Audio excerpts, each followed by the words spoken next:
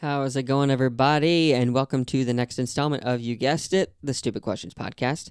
Today on the podcast, we are going to have an awesome professional athlete by the name of Garrick Loewen. He is a member of the Real Triathlon Squad. So if you've listened to our past episodes with Tamara or Jackson, or as Garrick tells us, he likes to be called Jack or potentially Snack, and Nicholas Chase and others.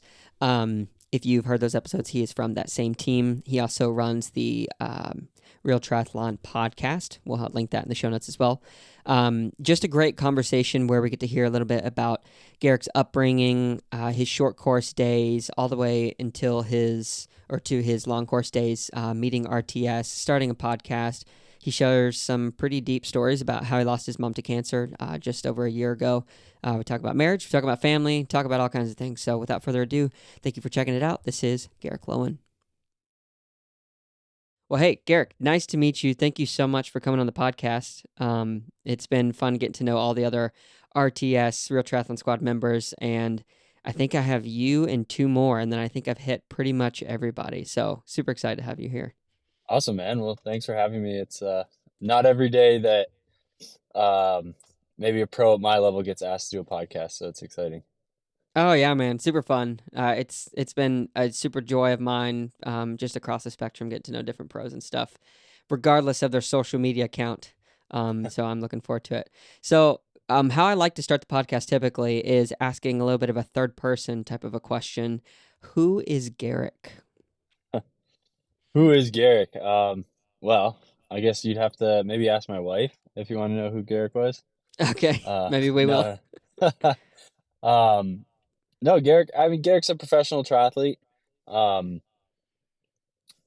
I've been doing this. I guess I got my pro card right at junior. Like I did the whole junior development thing. With Trican, we had our junior series here, and then at Age Group Worlds, I got silver when I was 19, so that qualified me for my pro card. Um, for the first few years, I was for U23. Mm-hmm. I was doing all the draft legal stuff. You're kind of when you're like funded, you're kind of restricted on Sure. what you can do. And so I focused on short course, but the goal was always to move more to long course, and that's kind of where my heart was, where I wanted to be. Sure. And along the way, I kept going to school, and I pursued. So I worked as a prosthetic technician while I was racing and going to school Mm-hmm. throughout my undergrad.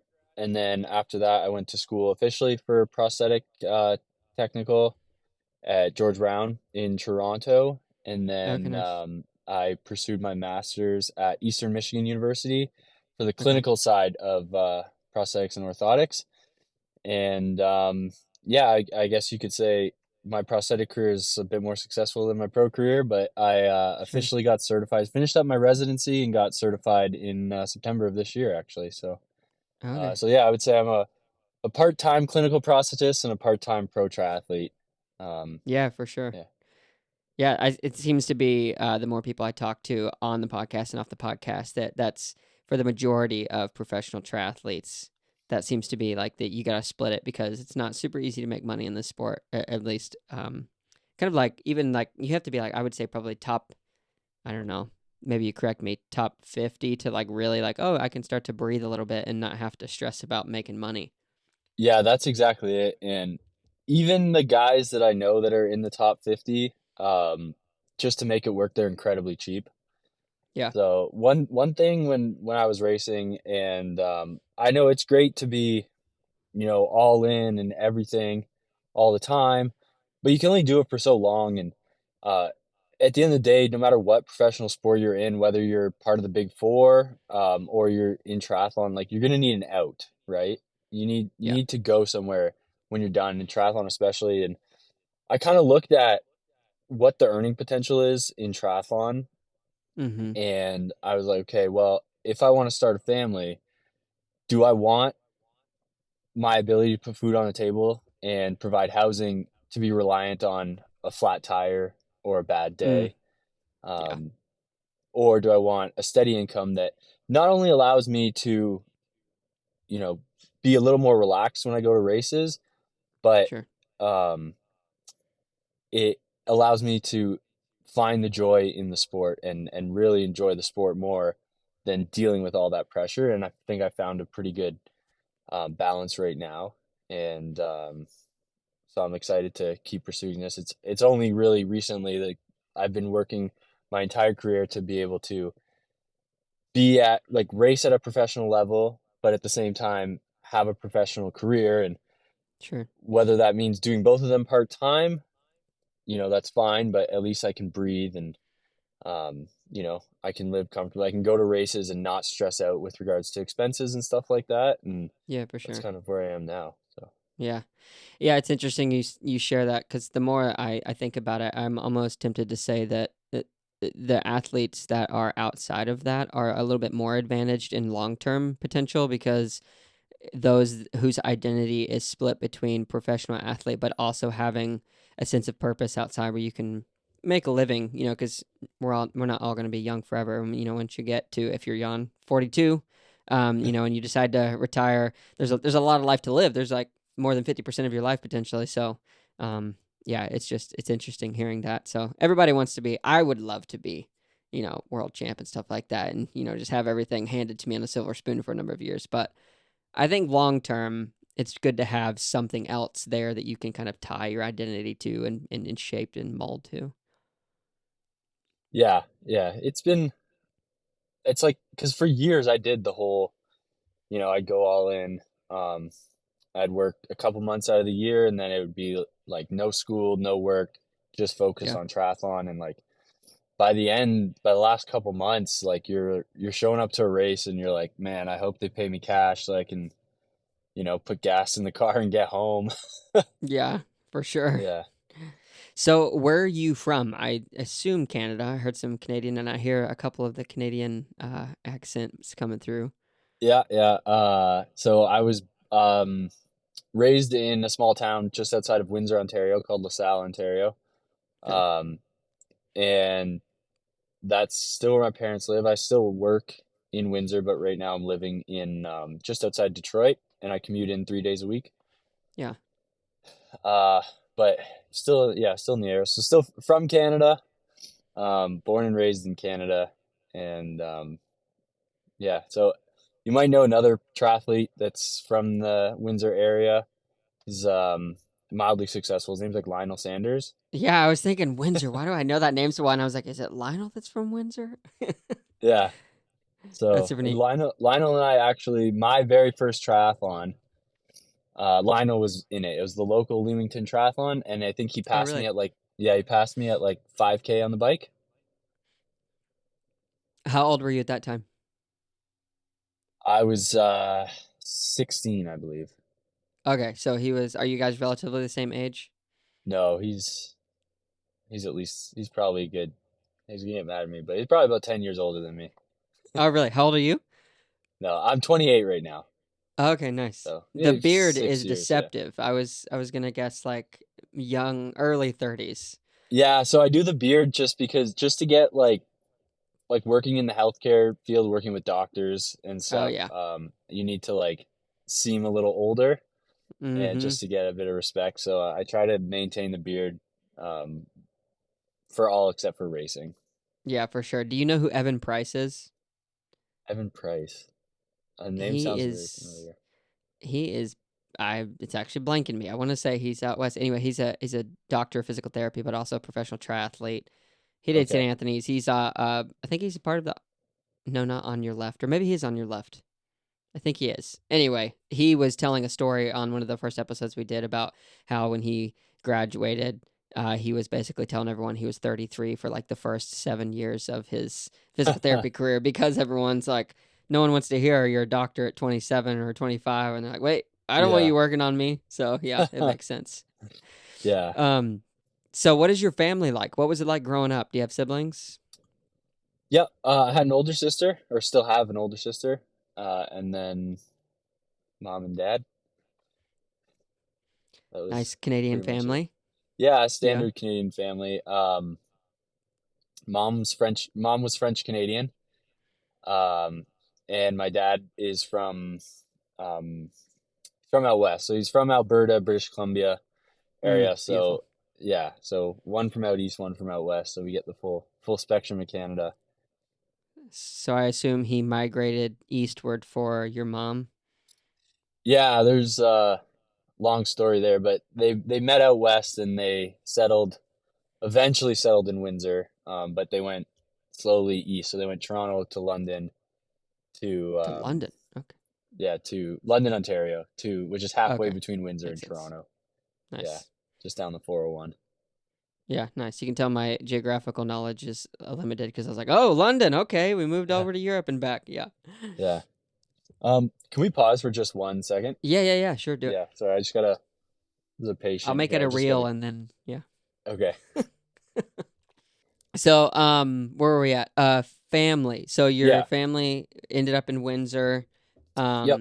You have a sibling. So how did your parents influence your life to like where you're going to college, I would assume at the University of Windsor, and then, getting into human kinetics and things like Yeah.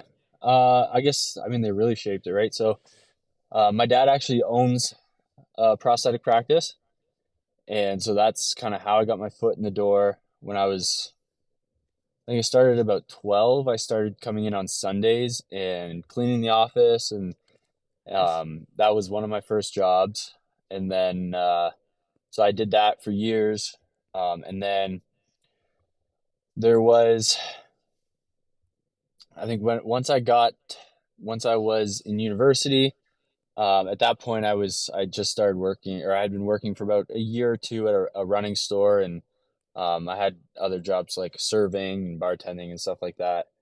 Um, and it was a events hall is where I was working in Okay. that, and then he he uh, he said he needed a bit of help around the office. We had lost the tech, and so I come in, and at no point did my dad ever tell me like Do did he this. ever suggest that he wanted me to take over the business or do anything like that. Really, he actually told me multiple times not to get into this. Just Really?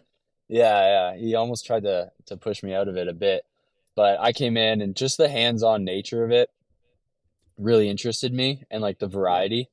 And at that point, I still wasn't sure if I wanted to go to university or if I wanted to go to like a trades college or something like that.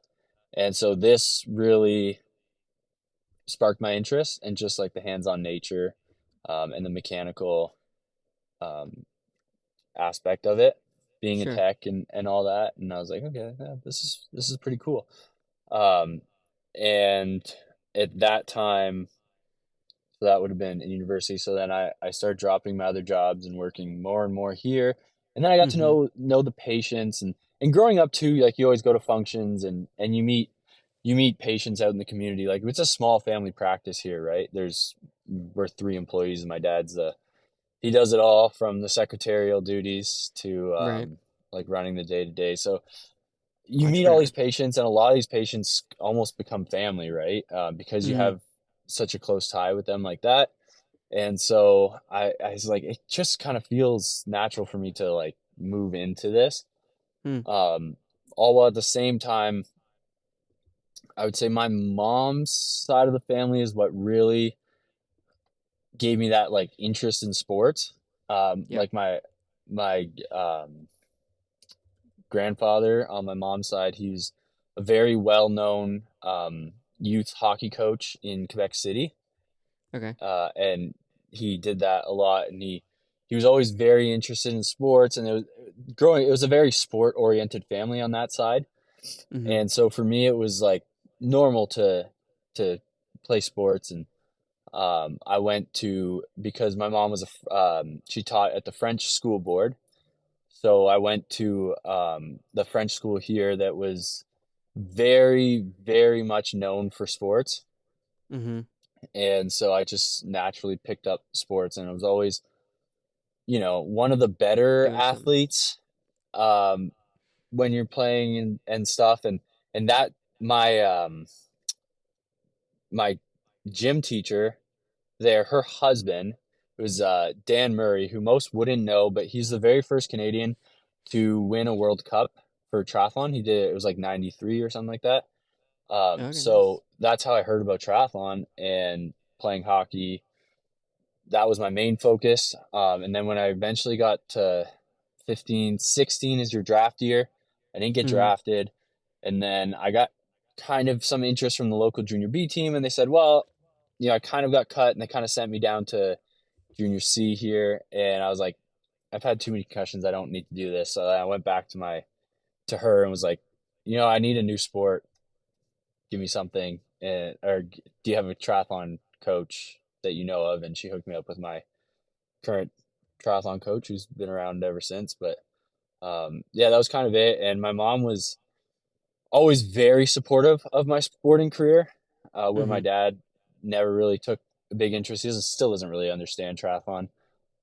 But like he was cool with the hockey stuff, and like he was always a trainer on the team and stuff, but he doesn't really understand triathlon. But yeah, my mom was like always my number one fan, and she was always the first one to call me after my races, and she was always following. So that was she really was like always the one pushing me to Yeah, like stay motivated in this, even though sure. I am like fairly intrinsically motivated. But yeah, my mom was always a big supporter. Do you or have you ever wished or hoped that your dad would be more interested in what you're doing with triathlon? No, I will. No, I shouldn't say like he gets competitive and he likes to watch the races.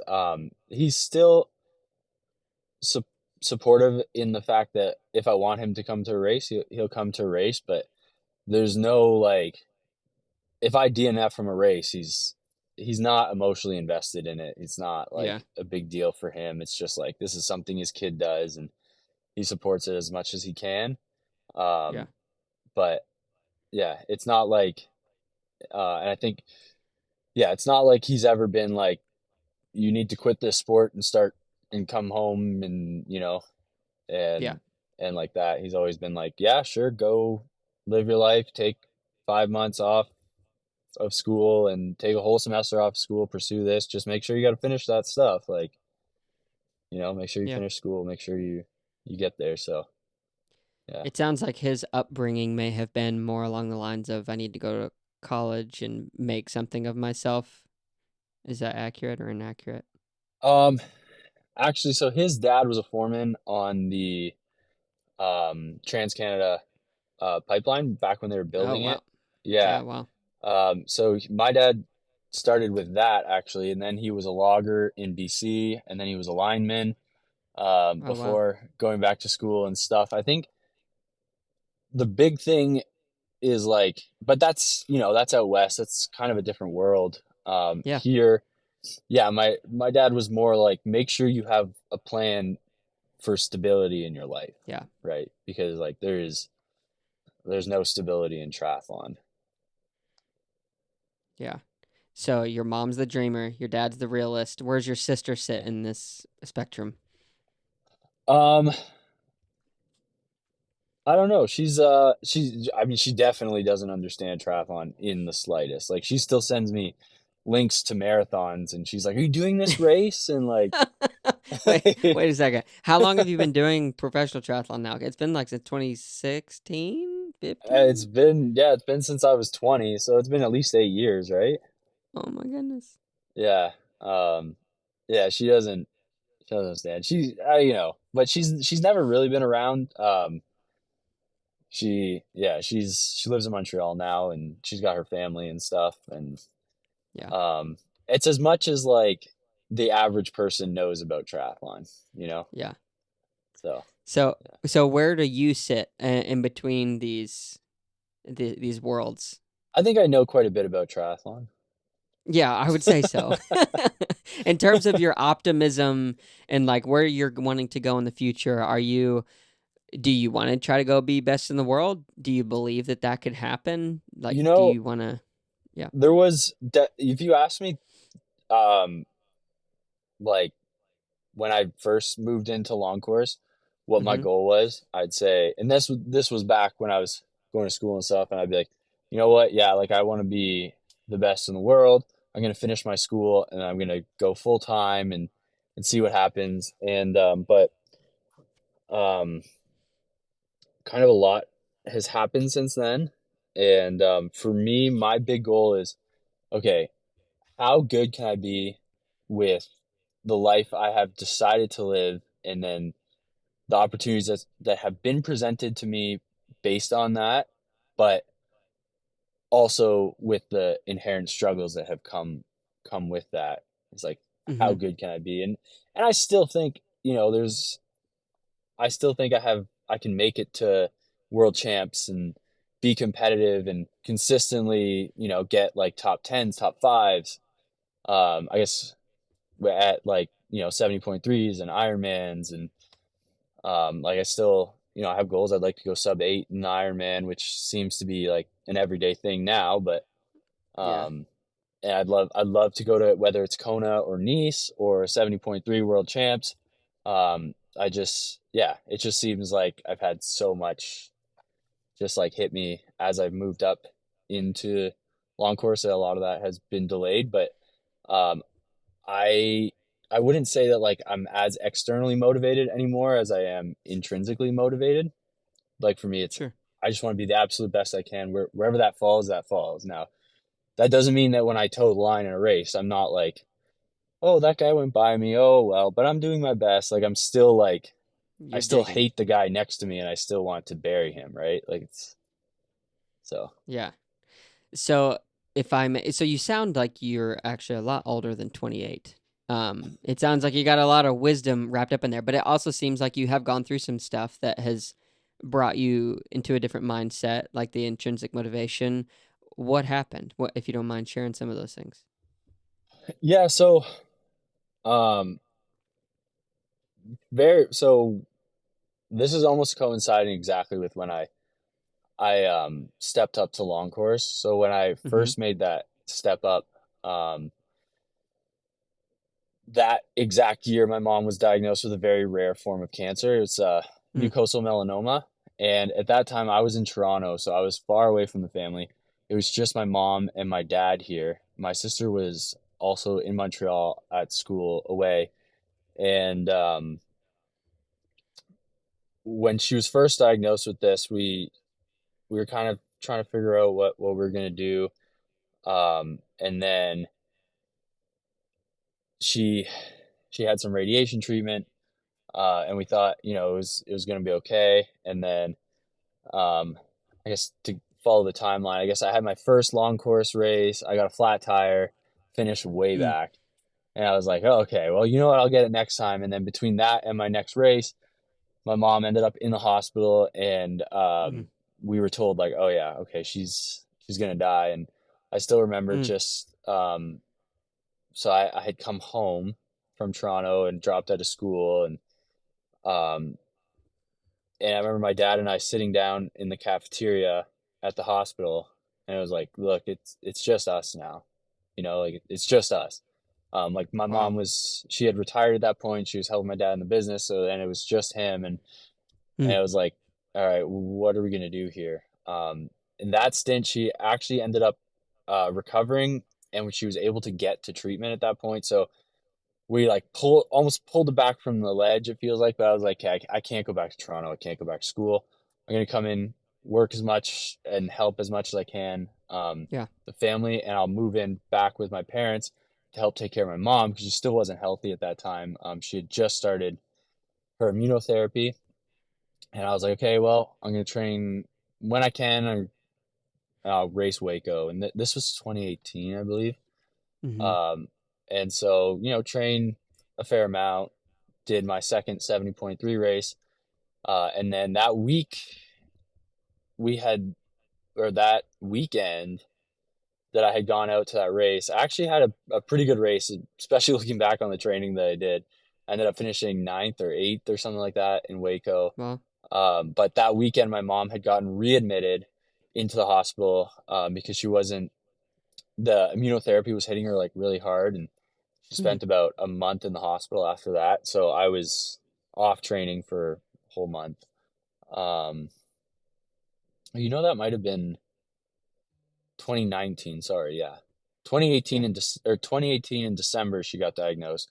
2019, that was this year. So Waco 2019, and then she was in the hospital 2019. And so I went home, started working with my dad and stuff like that. Took a bunch of time off. And then 2020, we all know what happened in 2020. COVID. But mom, yeah, COVID. So mom was doing okay for a couple of years there. Immunotherapy was working. I came back, worked for my dad, and then we are like, okay, mom's doing pretty good. Now I don't want to be too far, so I decided to pursue my education at Eastern Michigan University, which is just 45 minutes down the road. Yeah. For my master's. And so everything was good, but my main focus at that point was school, and we're going through the pandemic and all that, of course, so never really got to race. But while I was training, I started getting some pretty bad hip issues. So in 2021, I went through 2 hip surgeries. Is this for AFI or whatever it's called? FAI, yeah, femoral FAI. acetabular impingement. August, Such a I went common thing. through, yeah. So I went through surgery for that.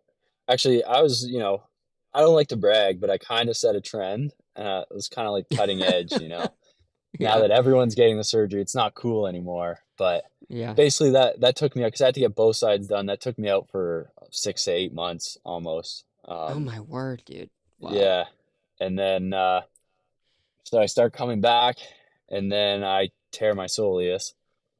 What's that? And so that is the deep muscle in your calf. Ouch. It's the one under the gastroc. What's that? So the two like bulging heads in your Yeah. calf, that's the gastrocs, and then below Okay. that, or yeah, deep into that Yeah. is your soleus. Okay, and that goes down to your your And Achilles. it goes down. Yeah, it's the other muscle that connects to your Achilles. So there's 2 muscles. Just there's the gastroc and the soleus that connect into your Achilles. Soleus Okay. is the other one. So it's a very annoying injury to have because like day to day, it's fine because Mm-hmm. it's more of like a slow twitch thing. So once you start working it, then it aggravates. So you don't really know when you're over it or not. It's not like a gastroc Sure. tear where it's just sore all the time. Yeah. But so that actually it's something.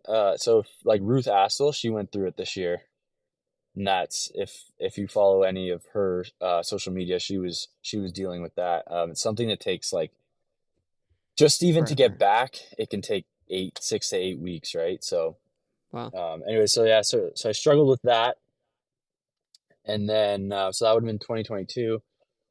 Graduated, and then got my master's, and then it was time to I was like, all right, injured, but I'm gonna start my residency, and spoke with my dad, and it was like, okay, or go part time. I'm gonna do a part time so that I can do 3 days a week. Plus, I'll do all my charting and everything like that outside of the office, Yeah. and then I can focus the rest of my time on triathlon. And so yeah, spent a couple months slowly building up, and at that point, so it's now August 2022, and we find out that the cancer has returned from my mom, and at this point she was doing great. Like she was living her life. It was awesome throughout the whole pandemic. She was great, right? Like there was no issues. She Yeah. didn't need any care, anything like that. And then August it kind of hit her, and she ended up dying September 15th, Oh, dude, I'm so sorry. 2022. Yeah, thanks. So really that was August, September, like I took the whole time off just to kind of be with family and stuff like that. And then October I was like, you know what, I got to get back to doing this. I can't, like I got to get back to sport. So I started training in October and signed up for Cabo, which was horrendous, but off of like Yeah. 4 weeks of training. But I was like so happy to be back out there, and that's when Yeah. I kind of really changed my perspective on the sport, and just so grateful to be out there after going Mm. through all of that and not being sure, if I could and or anything like that. And then, raced Indian Wells. That was new experience there. First time ever getting a penalty in a race. Oh, tough. Yeah, which, we're never going to think that we actually did anything wrong, but, Well, what was the and then, penalty so far? Were you so it was for, drafting or? it was for slotting in. Oh, The only issue was when I spoke to the official, he gave me a slotting in penalty, but he said I never entered the draft zone of the athlete in front of me. So that doesn't, you really can't slot count. in if you never entered the draft zone of the athlete in front of you. But either way, Frustrating. I was still not super fit. So I was still my ways back. And then um, I also, so my dad and I had kind of decided like, he wants to travel now. So he's like, hey, find these cool races, man. Let's just go places. Yeah, So we went to Pucon in January, and that was a cool trip. Uh, so yeah, we're gonna try and find some other races that are fun. He's yeah, coming with me to Florida this year. Not that that's like an exotic destination or anything like that, but yeah, yeah, he's been tagging along quite a bit now. So yeah. That's awesome. Thanks for sharing that super raw, and I'm sure very real and new thing. So I lost my dad when I was 16, and yeah, I'm it sorry, was man. it was actually October 16th. Yeah, thank you.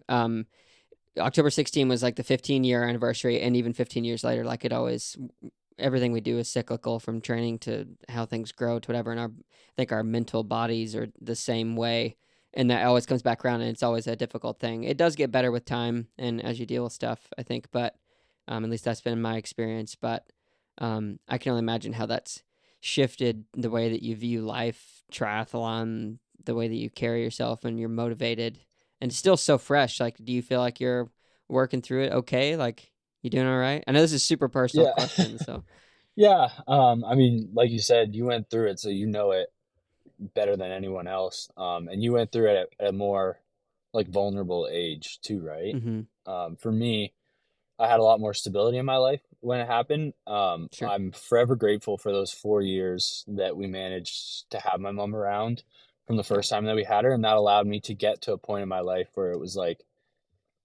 I was a lot more accepting of that.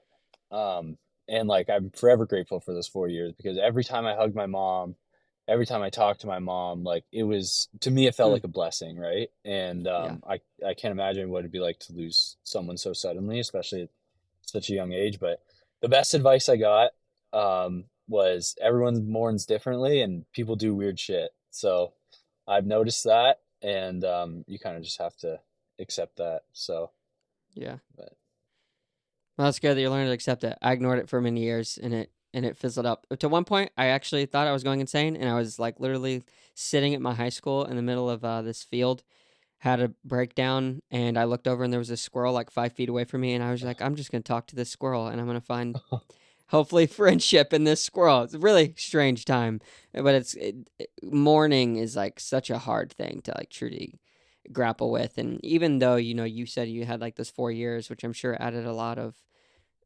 just what's the word I'm looking for, a lot of intentionality with the interactions and stuff. You can never truly prepare for that stuff. I don't think we were meant for and created for to experience things like death. no, It's, it's still yeah, something that's just hard to comprehend, right? yeah. But that's so neat that your dad is coming along the trips now. How's he doing? Because I know that's Yeah, to lose a loved one. It's like, it's, I mean, yeah, it's a big adjustment for him too, right? mm-hmm. But it's been cool having him along and like traveling with him, like going to races by yourself and stuff sometimes just boring. Yeah, Like it's, yeah, it can be you, tough. yeah, you can lose some enjoyment from it there, and at least you got something to share it with. But um, yeah, no, it's been cool having the company, and I will say it's a lot cheaper when he comes along because he Yeah, does cover a lot of like just eating and all the stuff that comes along with being outside the house. He tends to pay for it, so it really, yeah, really nice. nice. Softens the blow a little bit. Exactly. Nice. So I want to switch gears just a little bit. I was doing some hunting on the interwebs and saw that your role models are your parents. And this was maybe an older entry, so we'll see how this goes. But James Loring, who I think we've talked about just briefly, and then Scott Stevens. Who are they, and why are they your role models? So James was like my first role model in the sport that I knew on a personal level. Yeah. So he was my first coach, but just he had so many experiences of racing everywhere around the world, training everywhere around the world that I really looked up to him, and especially so that when I wrote that out, like he was to me he was like still just this huge wealth of knowledge, and we've come to a point now working together for maybe 12 years, um, where we're a lot more on um, it's a little less of like 100% coach, just and then 100% athlete, and Yeah. we're kind of sharing the load a bit more.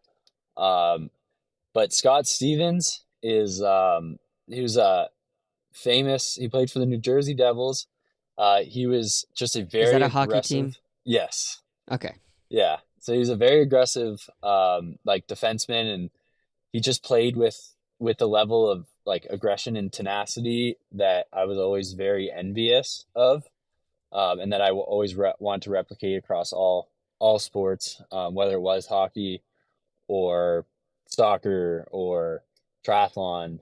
Mm. Um, so um, I always looked up to him. Just being able to do that day in and day out is like, very, Intense. yeah, it's very intense, and it's, I guess envious is the way you could put it. But that's always my cue too when I'm racing and I feel the lull, and like I lose that intensity and that drive during a race. I just think it's a cue that I've always used since I was a kid. It's just Yeah. like Scott Stevens, and to me, it just perks me up, and it's like, okay, just like stay on it, keep going. Yeah. Yeah. That's good to have those motivators. So, do you still keep in pretty close contact with Scott? Oh, I don't know Scott personally. Oh, you don't? I Okay. no So no no. he's I just watched like when I was a kid. I'd watch. He played in the '90s, early 2000s. okay. Is he around? Is he still alive? Like we should look him up and send him this reel, cause Yeah, and yeah, then you get like an should. interview with both of you guys. Scott Stevens Yeah, is he's definitely still alive. Yeah, nice from and with the Devils from '92 to 2004. He had a long career in hockey. I feel like does he have teeth left? I don't watch hockey, but I know I it's don't know. like a brutal sport. His brain might be a little mush now with Yeah. all the concussions and stuff. But Yeah, that's insane. That's crazy. Okay, good deal. That's awesome. So let's go back before long course, and then when did you first get into endurance sport? How did you get into like the short course stuff, and why did or did it not work out the way you planned? yeah, so um, I guess getting into it, like I had said before, just really it was too many concussions playing hockey. But before that, I in grade school or elementary school, as you guys call it in the States. I was a decent runner, and Okay. then in high school I was an okay runner, and I was like, okay, this is cool. I guess I could do this. But then I was like not that good. Like I was good enough where I could win. Like for city, I'd finish like top three, or for county, Mm-hmm. I'd finish like top three, and then like the regional meet, I could wasn't that top three, top five, and then but like the guys that were beating me quite substantially, and they both went off to run like D1 in the States. Okay. And when we go to provincial champs, I was top 40, top 50. Like it was good enough to like run in university, but I was also like, this is kind of boring just doing like running. Yeah.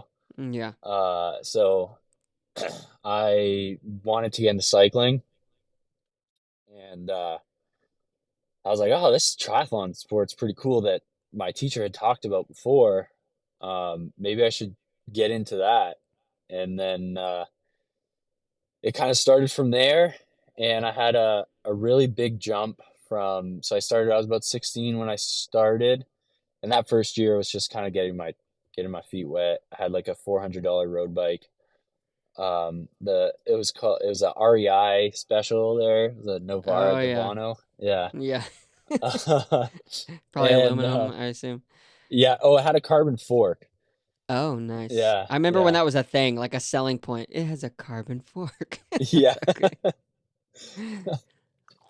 Um, so so I rode that bike, and then the next year when I was 17, 18, um, I got another bike, and my first race in Canada, I trained for a couple weeks, and after track season in high school, and it was just happened to be provincial champs. That was like our local triathlon, and I got a spot to the world champs in London 2013, 2012. Okay, The year nice. after, yeah, it would have been 2013. So the age group world champs there. And I was like, okay, cool. I guess we're doing this. And uh, I was like, sweet, let's go. Yeah. And so we went. Or that was so. Then the next year we went, but that year I had done my first draft legal race. So we used to have this really good national series that was so all the juniors in Canada. We do this circuit. It was 4 races, and your top 3 races would rank you and stuff like that. And so for me, I was like, I'm just gonna do one. There's one that's like a few hours down the road. Let's give it a try, see what happens. Got destroyed. Uh, I thought I was like decently good because I had like, done like age group provincial champs, and I finished, I Yeah. don't know what is second or third or something. And yeah, I got destroyed in the swim and stuff like that. And I was like, okay, well, I still want to keep doing this. And so the next year, I swam in high school. So I joined Mm-hmm. the high school swim team, was like full on. And then the next year I raced, and that was my last year junior. And lo and behold, I was top 10 in the country, right? Like I finished in the series, I finished, I don't know what it was, like eighth or ninth or something like that. And Oh, I wow. remember going to the first race of the season was in Saskatoon, Saskatchewan. Saskatoon. Okay. Yeah. And Great names. yeah, exactly. And I don't remember where I finished. It's probably like eighth or ninth. And provincial coach came up to me, no idea who I was, and was like, wow, like where did you come from? What, like, started talking to him and stuff. And then um that's when I like really picked up the sport. And that year Worlds was in Edmonton for age group Worlds, not the junior elite, but the age group Worlds I raced, and I ended up finishing second. Okay. And yeah, that's where I got my pro card. How old And were you at this then point? You said so that was 19. 19. Yeah, so that Okay. was 2014. And then the next year, so I got my pro card, and then I started racing it wasn't the Escape Series then, but they had a few like elite Late field. non-drafting Olympic stuff. And then so I did that, and then I did all the Continental Cups that were in the area. And because back then it was like at this age you're doing this racing because it's for Yeah. development. And then eventually I ended up getting funded. Um, Nice. so that comes with like at the time they were like, no, you can't race longer than an Olympic or you're going to lose your funding. So it was all That's so weird. the yeah. So it was all the non-drafting Olympic and the Continental Cups. And I had raced twice. I went to World University Champs, and when it was in Sweden, I was the captain for Team Canada. So that was cool, and that kind of capped off my career there. But was it that same year? 2 years around that time, I done Escape series, which is once upon a time for 2 years. The Escape had this series of non-drafting Olympic races, Yeah. and you had to finish in the top 10 to qualify for Alcatraz if Okay. you wanted to go and not get an invitational spot. So I had qualified through that series. I think I ended up finishing like sixth or something, and I had a podium. That was my only ever podium at a professional race. But and then raced Alcatraz, which was great. And And then I think it was the next year maybe that I made my step up to long course, and 2019. Nice, man. Yeah. So then, at what point when you start doing long course stuff, post that, did you get, I guess, noticed or meet someone within RTS, Real Triathlon Squad? So during the pandemic, like there was no RTS, but Jack and I have been training together. We actually lived together for multiple summers way back, starting in, it would have been that 2014 year, the year that I medaled at Worlds there. Okay. We lived together. That was the first time that we lived together for 4 or 5 months. And so Jack and we had trained together every summer after that, essentially.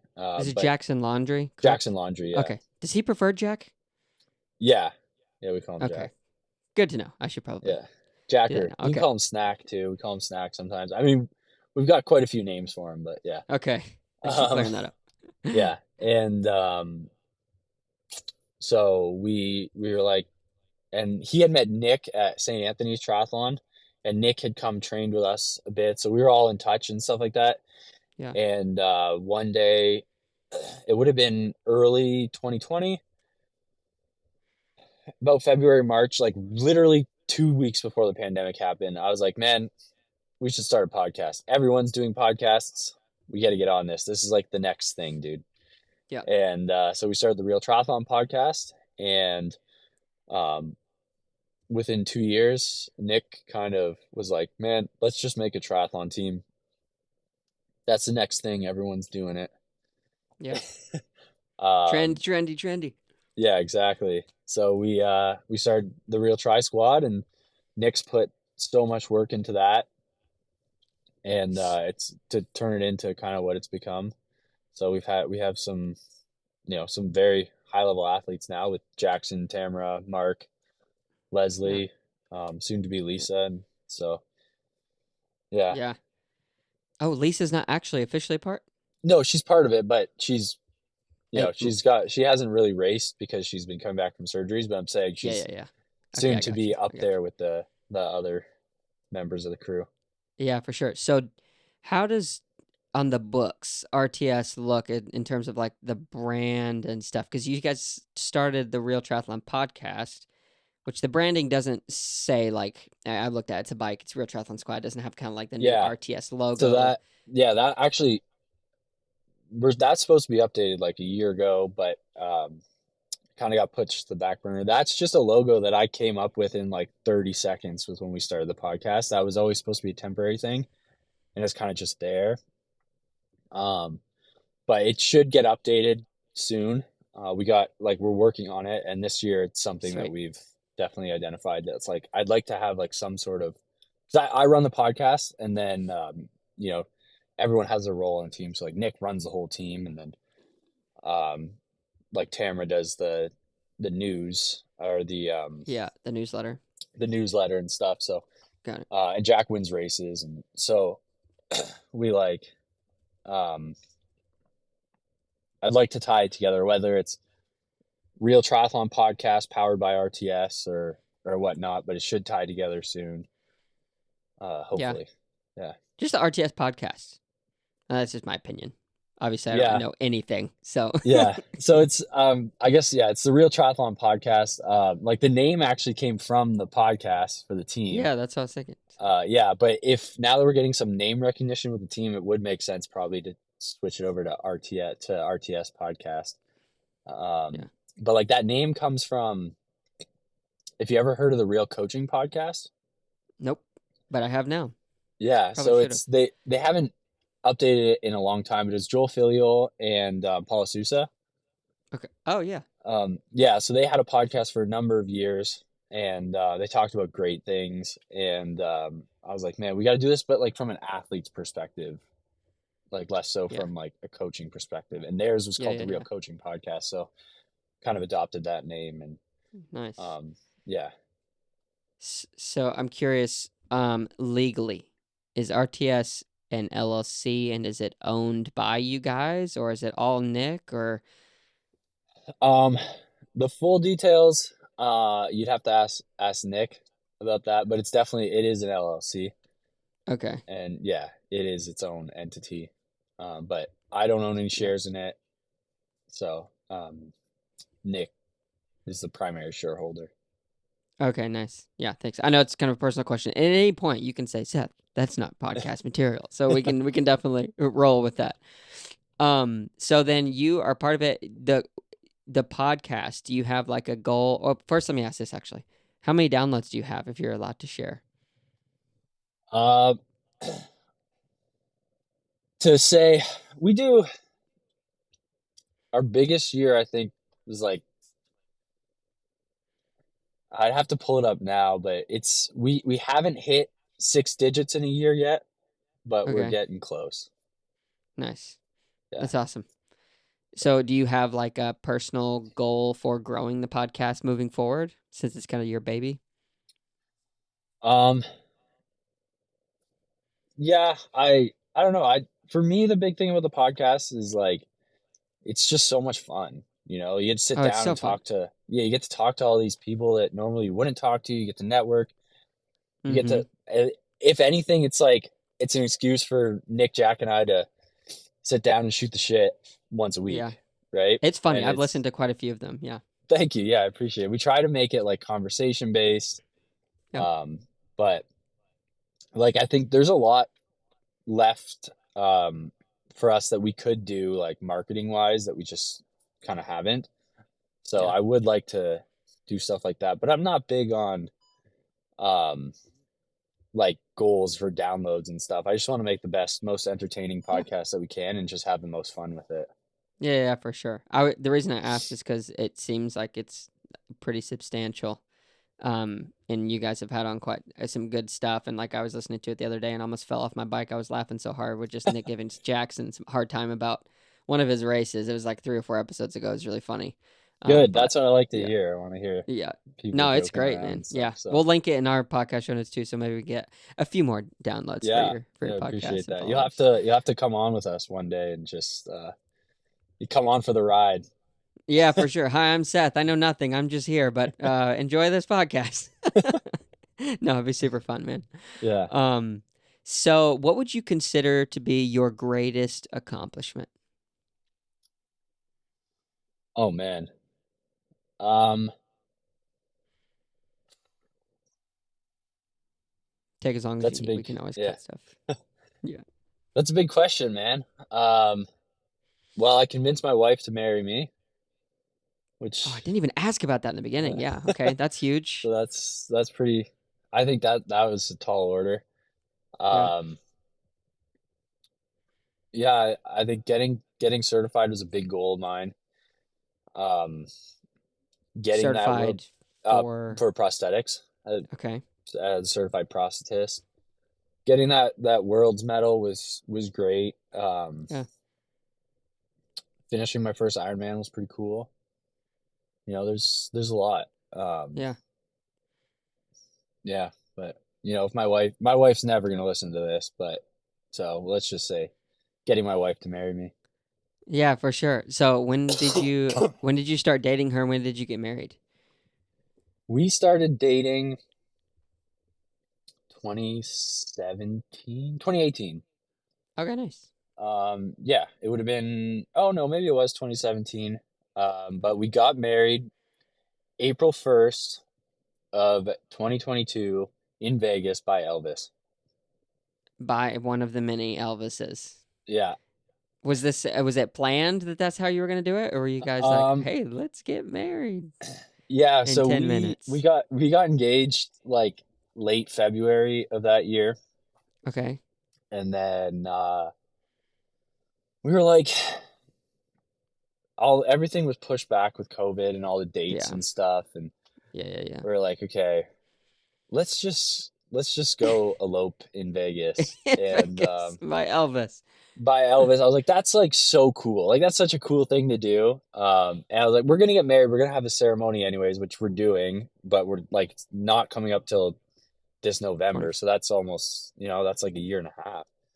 And so I called up Oh, Nick, who lives in St. George, and I was like, dude, Morgan and I are getting married in Vegas. Do you and your wife want to come down and be the witnesses and then like go out with us after and stuff. And Nick's like, heck yeah. So Nick like raced down there in his Porsche Cayenne, and he was Nice. the witness and best man and maid of honor, and yeah, it was a lot of fun. He So, was the best man and maid of honor, or well, I was he? guess. And the ring bearer and the flower girl Yeah, and everything else. yeah, That's exactly. hilarious. That's so Yeah. great. So Well, yeah, it was. congratulations. Thank you. Yeah, it was $227 and legally married. So it's And way then you're coming cheaper up, than yeah. yeah, and you're coming up on getting or having the like I guess the family and friends, Yeah. everybody can come wedding ceremony next month, you're saying? Yeah, November 12th. Oh, dude, nice. I'll think of you. I'm doing a mountain bike race that day, but I'll Oh, send up nice. some good prayers of Thanksgiving Yeah. for your marriage. That's exciting. That's Yeah, awesome. thanks, man. So I'm curious, just a few more questions, and I'm sure you probably have to get back to work. But with you being married now for over a year, I'd really love for you to impart some wisdom amongst all of those who need marriage advice. What are some things that you have learned in this time you've been married? Um, well, whew, yeah, we've been married for so long. So my big thing is if you're training for an Ironman and you're not divorced, you're not training enough. Okay. No, no, no, I'm Take it just or leave it. kidding. I'm Just kidding. making a note of the time. We're going to put that into a reel. 58 minutes. Yeah. Um, I would say, just be mindful that like this is a Yep. very selfish endeavor, and The sport. yeah, the sport, not Yep. marriage, but Yep.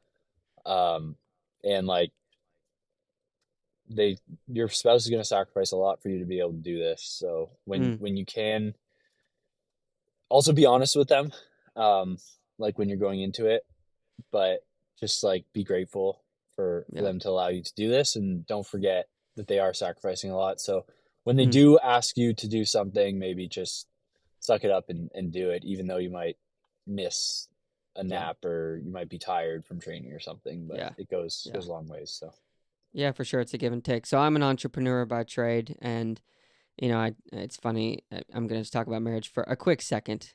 But my wife agreed to marry me. Also, my greatest accomplishment was convincing her to like me because she put me in the friend zone. Actually, when I first told her I liked her, she was like, "This is at college," and I was like, "Ashley, come outside the door. I want to talk to you." And she's like, "Okay."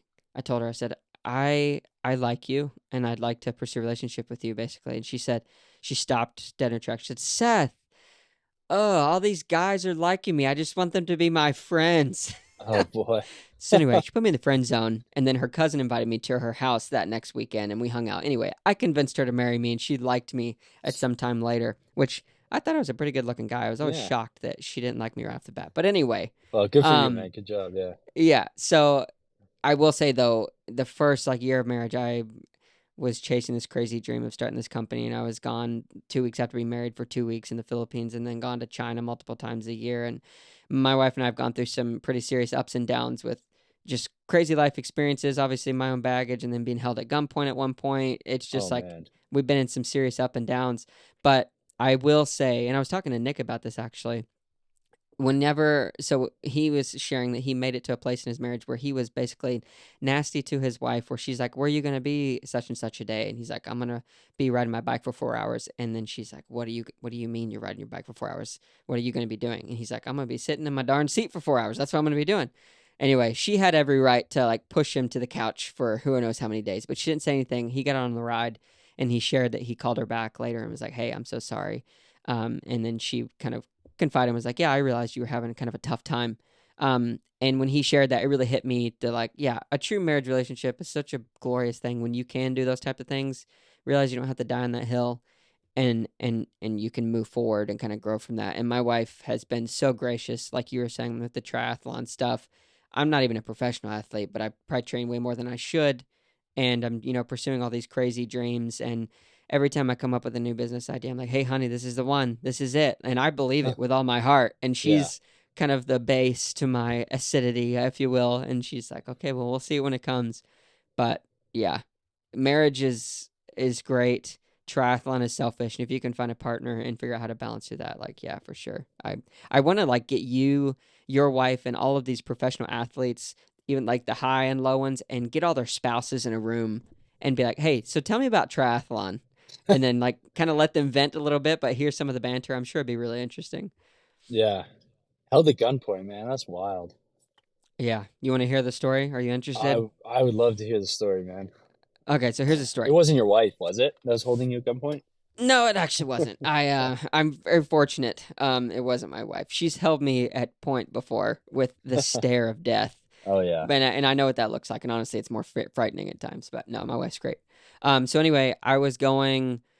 Just finished Clash Daytona. It was like 2 years ago. Came back and it was the week after, so your easy runs and stuff. And I have a national park, or state park, sorry, like 10 minutes from my house by running. So I was going to run down and go in this back maintenance road with my dog off leash. It's like 9 in the morning. No one's in the middle of the week. No one's out there. Anyway, I took my dog and I went and took my car and parked like on that maintenance road. And where the maintenance road is, like you can pull onto it, it's paved and it stops, and there's a sign that says like "Do not enter." So I didn't enter. I parked my car in the grass, and then I ran around the side, and there's like a cattle gate, and you can go around. And anyway, I did my run, and I came back, and as I'm coming back to that sign, there's a little fence before it, and there's this guy standing kind of in the path, the walk path next to where you can walk around the gate. And he looks at me and he looks just livid. And the closer I got, I realized I recognized him because he's kind of got this reputation in the area, or he was, for just being really aggressive. And anyway, I am not the type to flight. I am the type to fight typically. I'm working on that, truly and honestly. But anyway, I knew it wasn't going to be a good interaction. So he's like, "What do you think you're doing?" He's like so mad. I ran into the gate. Anyway, he chased after me. I got to my car. And he's like walking fast, and I loaded my dog in the back, and he had parked like his maintenance truck because he was in the maintenance department. I didn't know that at the time, before the park.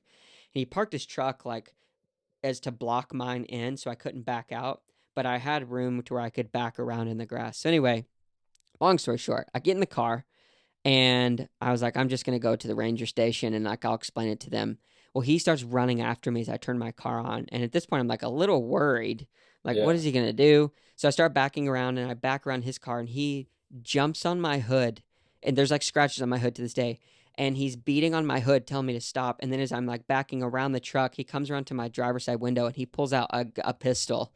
And I don't know if it's cocked or not, but you know the extended mags. I don't know if you're familiar with guns, but you can see. Yeah, so I could see that it was definitely loaded.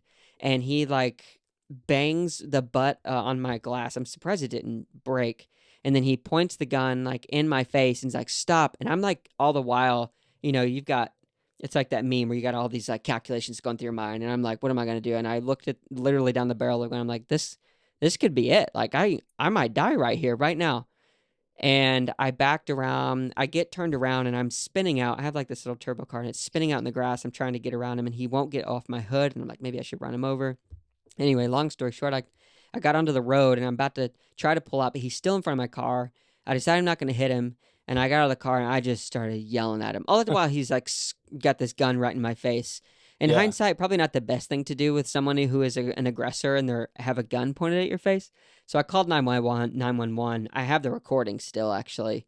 And yeah, 911 eventually came and the Rangers, and they like blamed it on me, like that I was somehow in the wrong, which I shouldn't have been, I guess, with the way I did and parked my car. It technically was private property, da da da da da. Anyway, long story short, again, the federal government pressed charges on him, and he's since been disbanded and moved away, and there's a restraining order and all this other stuff. Wow. But that shook me. Like like when I was 16, my dad died, like I said, and that was tough. But this was a different type of a thing, to see the anger in someone's eyes so intense that they had a gun pointed at my face, and like he had my life in his hands at that point. And that was a very unsettling thing for me. And I had to go to some serious counseling and do some serious therapy to like work through that. Because it was like, wild. That's a wild story, man. Yeah, so thankful to be alive. Thankful for my wife. She's learning to be more okay with me when we go places, because sometimes she's been afraid that I'm going to be like make intense situations worse. So I am trying to like tone it down a notch and not fight so much. But yeah, man. So that's the story. Yeah. Um, That's yeah. Well, I think when we're just out running and biking, we are fairly vulnerable, and mhm. situations like this happen probably more than we'd like to talk about. Yeah, Yeah. for sure. Be careful out there. I have learned that a kind word turns away anger, and a non-kind one definitely stirs up the wrath of an Yeah. individual. So trying to learn that lesson there. Not that he was, in the right at all, but yeah. Yeah. So switching gears one more time for a final question. This is a stupid question for you. Okay. So Tinder has added a feature to their app that lets your friends and your parents weigh in on the matches. I would love to get your thoughts on that. Friends and family. Friends and family, your parents. So Well, you're if you're on Tinder, um, I kind of miss the whole dating Tinder app app. thing. Yeah, Yeah, I same. know there's a few out there, and like they're all for different purposes. And last last I heard, Tinder Yeah. was solely for hooking up. Yeah. But I It's think interesting. for anything like that, I don't know if your friends and your family is the opinions that you want to have Hmm. sometimes. I think, yeah. Although they could also save you from making horrible mistakes at the same time. So I Yeah. think there's pros and cons there for sure. But yeah, I don't know. I never really spent time on those apps. Um, so I don't even know how that would work. Well, it's written in stone now and forever documented. So when people are looking for advice on Tinder and they search it, they're going to come across Garrick Loewen Yeah. for Uh, sure. I think actually I think people should go out and meet people like they did the old fashioned way. I met my wife in a bar, and The that's the old old way fashioned to do way. it. Yep, Yeah. that's the way to do it.